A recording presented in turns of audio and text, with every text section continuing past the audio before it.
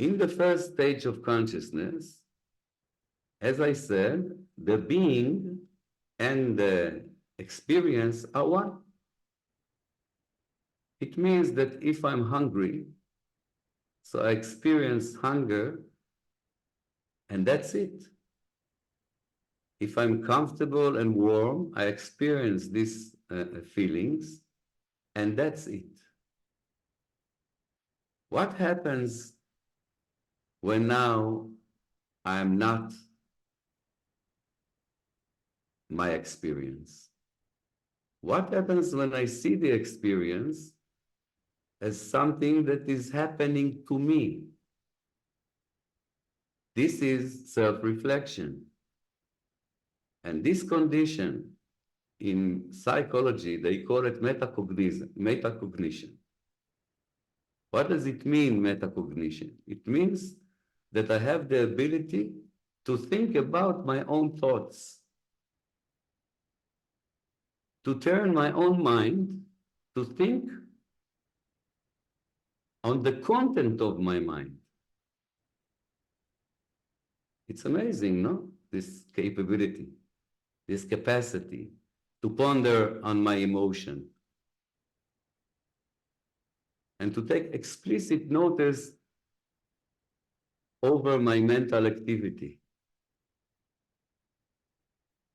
It's a gift, or maybe it's a curse. This metacognition, what does it do? Now I can say something like, I'm having this thought now, okay? Or I'm feeling this way now. Why we can say it? Because there is me, the being, or the knowing, and there's the experience. I'm the subject of the experience. So this capability, they say after that, that they knew they were naked. Well, they were naked before. You remember the story? What happens when they ate from the fruit of knowledge? They pay attention to the fact that they are naked. That was the first thing that they knew, that they are naked.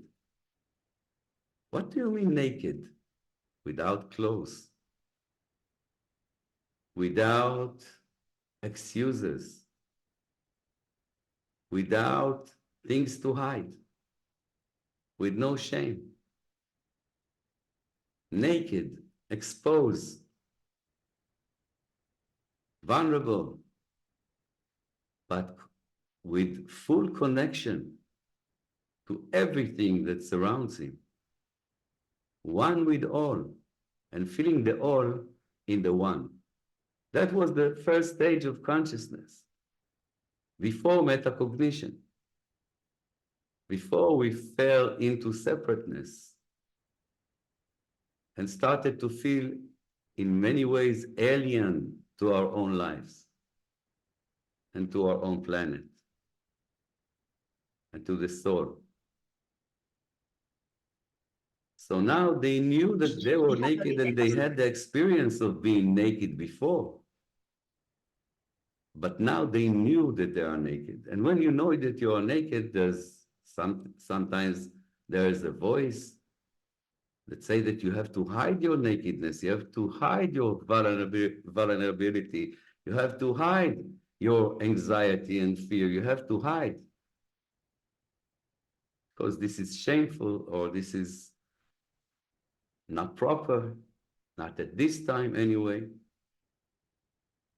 So Adam and Eve fell into metacognition.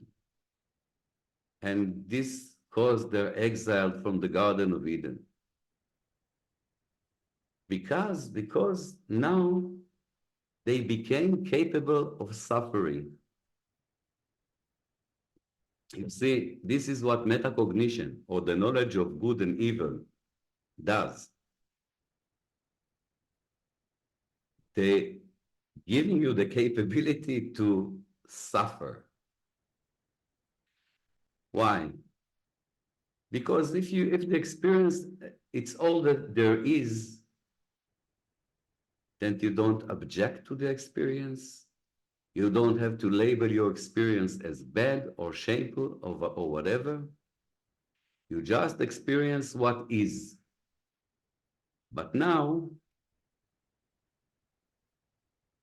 when you have metacognition, then you have a lot of past scenarios and future scenarios, because now you can look at what you think and say, I don't want to think like that. I don't need to think like that. And you can notice that you feel and you say, I'm not supposed to feel like that, or it's bad to feel like that. And when you say it's bad to feel like that, or it's not appropriate to feel like that, I shouldn't feel like that, what happens? You create an alternative scenario. You said that there is a scenario somewhere that in that scenario, you don't feel like that. You feel like you need to feel. And this scenario is a contradiction to reality